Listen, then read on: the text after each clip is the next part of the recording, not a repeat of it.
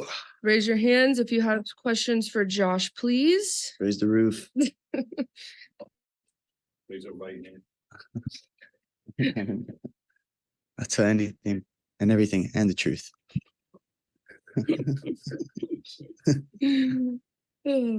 All right. Okay. Gavin, start us off with Josh. Hey, Josh. What would mean more to you, winning the $1 million or winning the belt? I think they work hand in hand, buddy. I think the belt and the $1 million would be very nice, and that's what's gonna happen. I'm gonna win both of them. Okay. And is there any worry that your opponent could miss weight, especially since he had a bad weight in his last fight? I would like to think that we all learned from our lessons.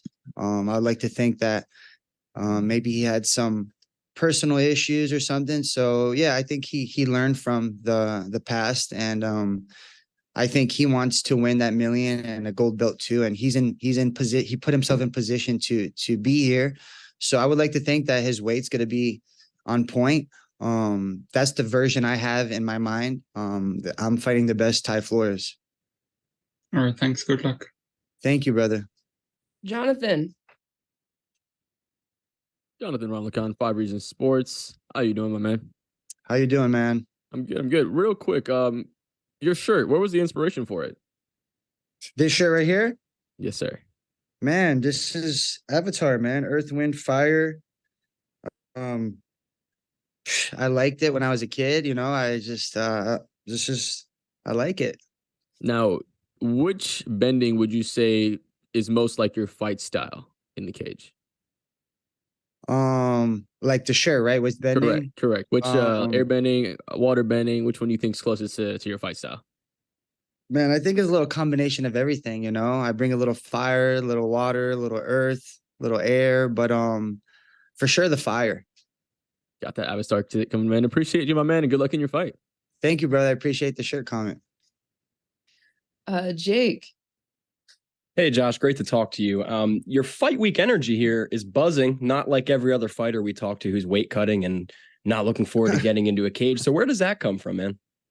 I think it's just I've been in this simulation many times before the PFL with other fighters and understanding this MMA world, right? I like to say I keep it simple, but it is a complex thing. I like to think of addition, subtraction, and I don't want to multiply and divide. That's when it becomes a little bit more complicated. So I'm just here adding and subtracting and keeping it simple, keeping the energy up. I fight Friday. There's no reason to be all weird right now.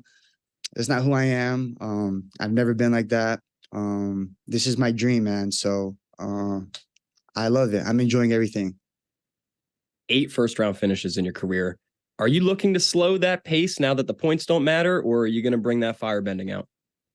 I'm not slowing anything down, I let my opponent let me know when they don't want to be in there no more. And I go from there, but I'm always looking for a finish. That's my fighting style. I don't force it. That's just how I am. And, August 4th, we'll see exactly what happens. And then last one from me. I'm not sure if you saw, but today the World MMA Awards the nominees were released, and ATT was a nomination for the best gym of the year. So how does it feel to train at such a prestigious gym? American Top Team is the best gym, man.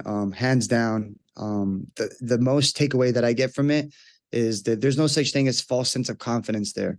There's no one telling you anything that you shouldn't hear, So we have the best guys, the best coaches, and there's a reason why we every year that we're on that nominee, and that it is what it is, man. We put in the work. There's a reason why we have the best fighters, and they come to our gym because it actually changes their lives, in this particular situation for MMA.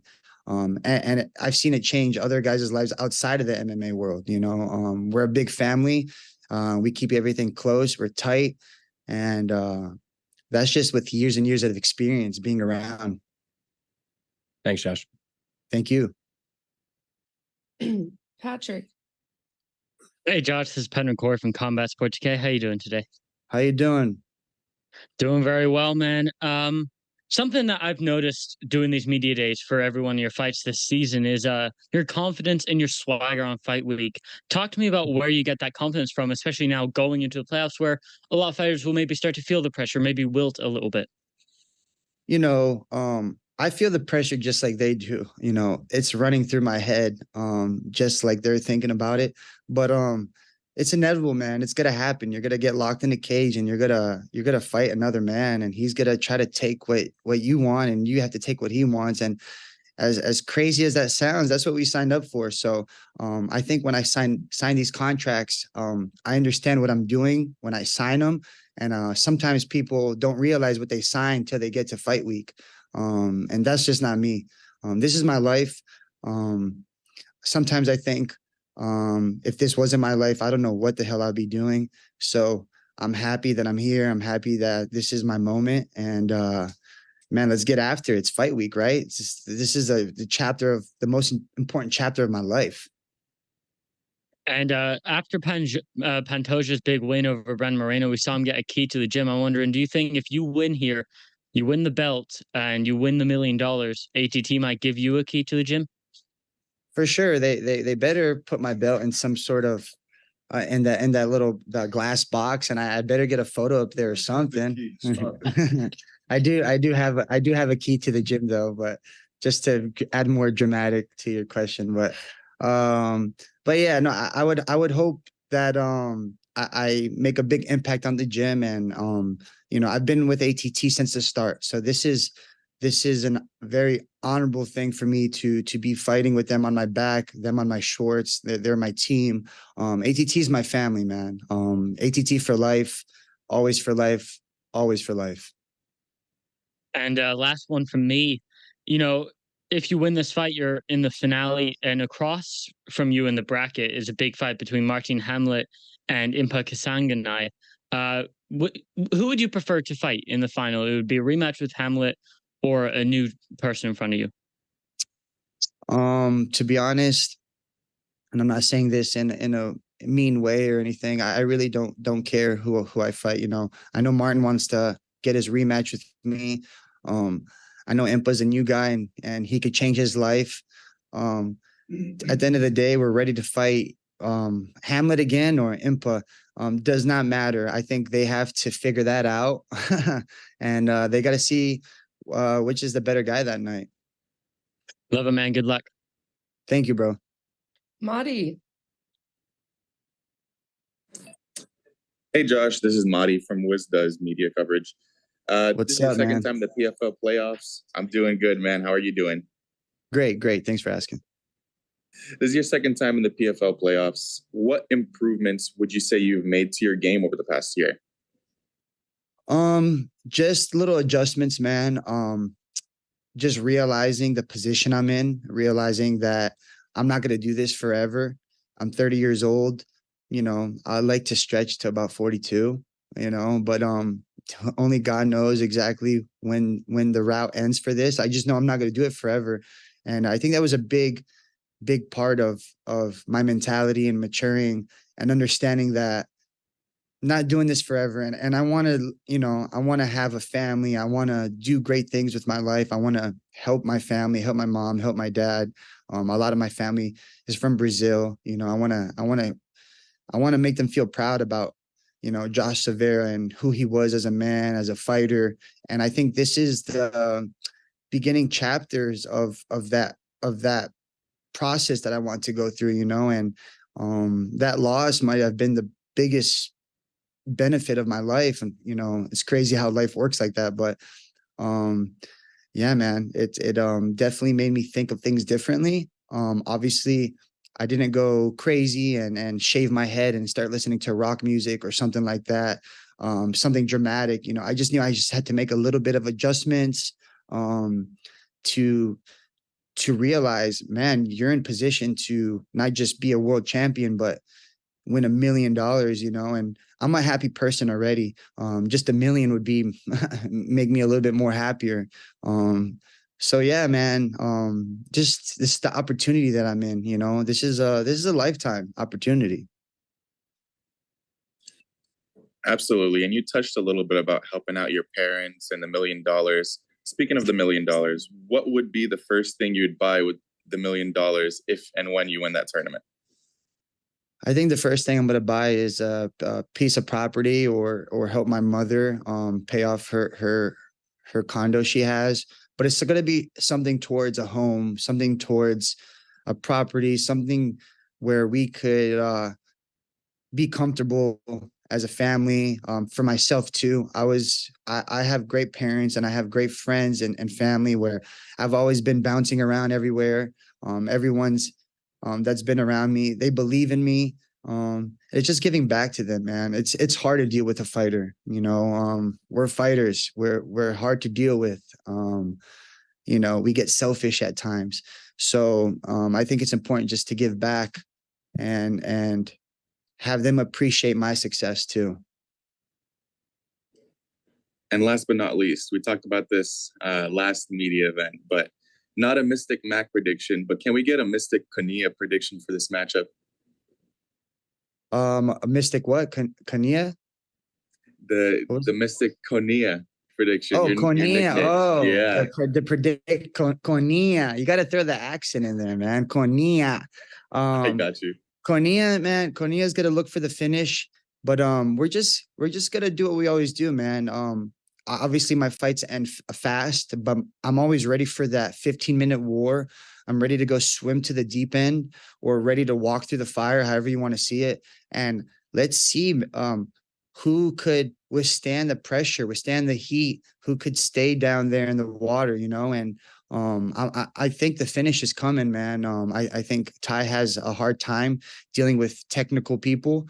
I think when it comes to a brawl or something like that, that's where he shines because he's tough. But we're not going to do that. You know, my IQ is on point. I feel great.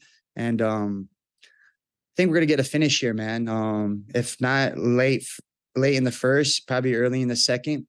I just got to see where he's at. Thank you so much, Josh, and good luck. Thank you. Dylan.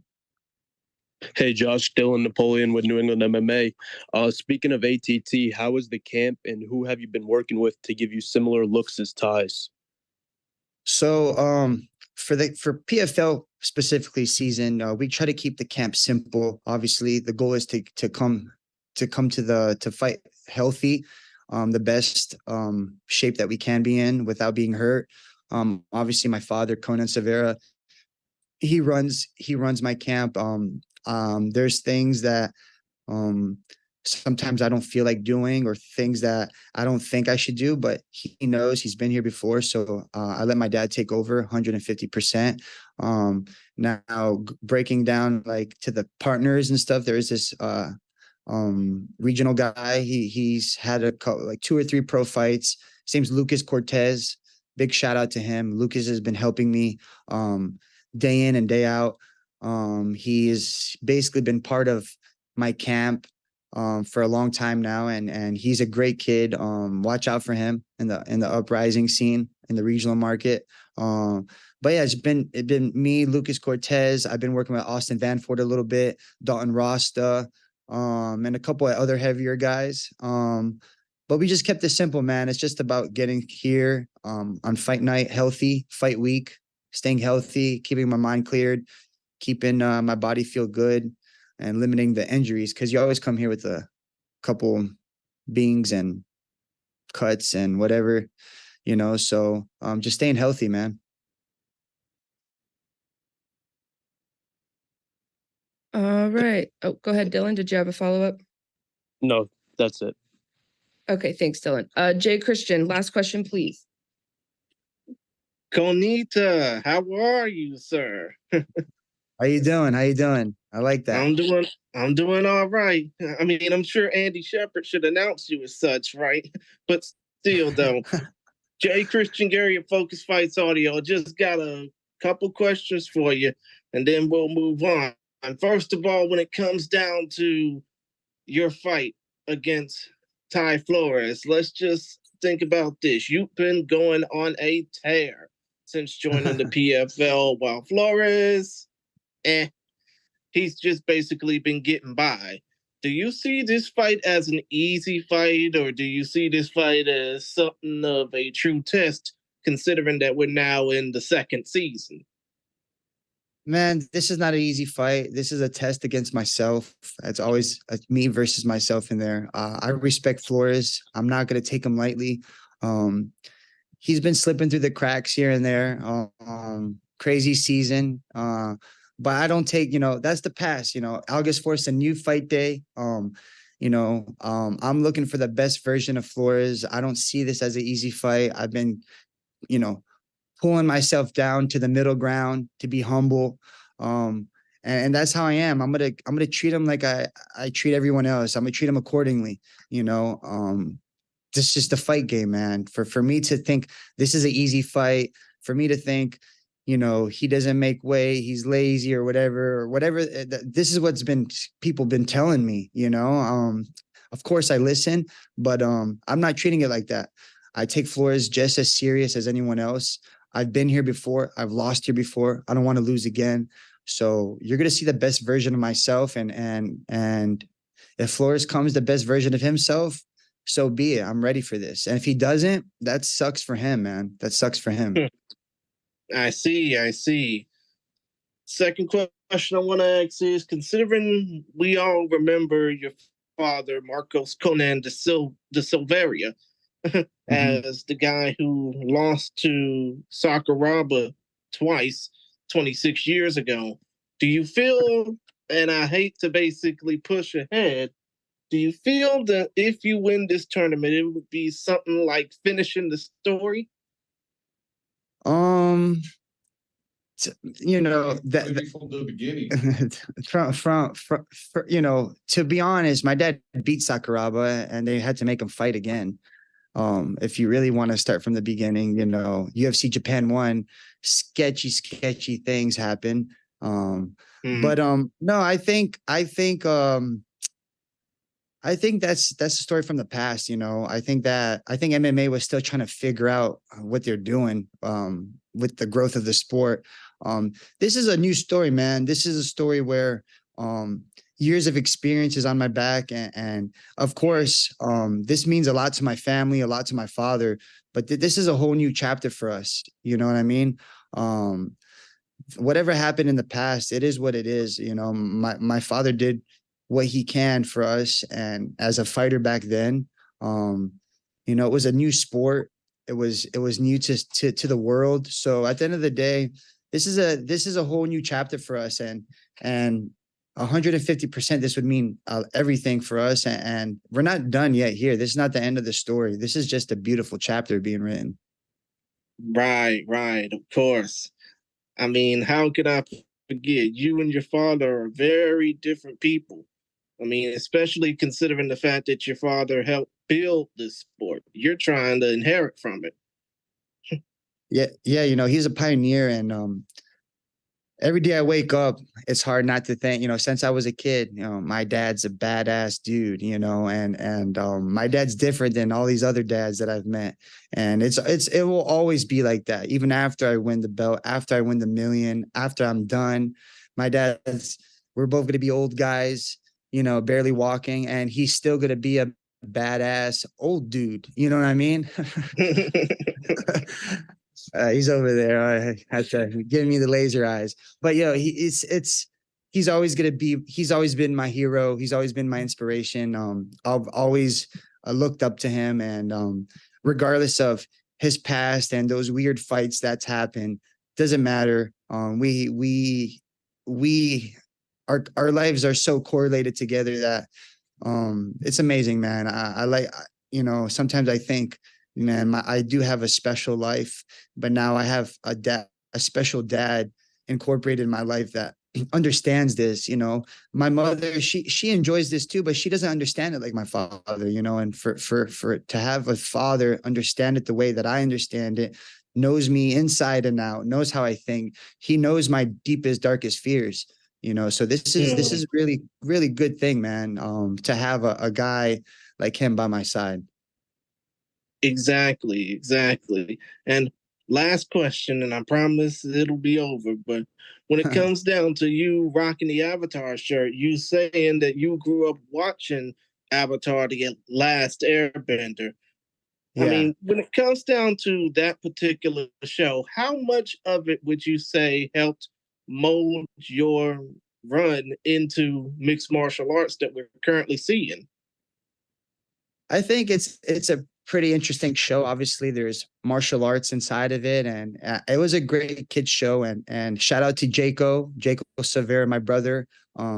This was when we had to divide TV time back in the day, and that was really his show, you know. And um, it wasn't fair all the time, but it was fair. We had to divide the TV time. So instead of wandering off, I would sit down and watch that show, and I actually got involved with it.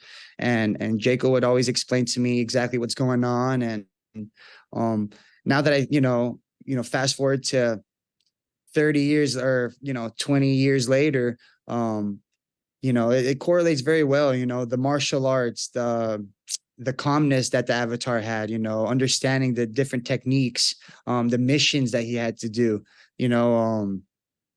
it's amazing, man. What you could do as a little kid or what you see on TV, and it sticks with you forever. I'm a big Dragon Ball Z guy too. I have tons of Dragon Ball Z shirts. I'm a big Goku fan. It sounds funny, but I think as we get older, we kind of see the real messages in those little kid shows. Exactly. Yes, sir. Exactly. Especially when it comes down to shows like Avatar and the Dragon Ball series, especially that. But For sure. still, though, other than that, Konita, because I think we're all just about tired of calling you Josh. We're going to start calling you by this new nickname. Yeah, Konita. Yeah, best of skill to you on Friday, man. We hope you do well. Thank you, brother. I appreciate the nice detailed questions, man. Really nice. No problem, man. Anytime. For sure. All right. Thanks, Josh. I love you too.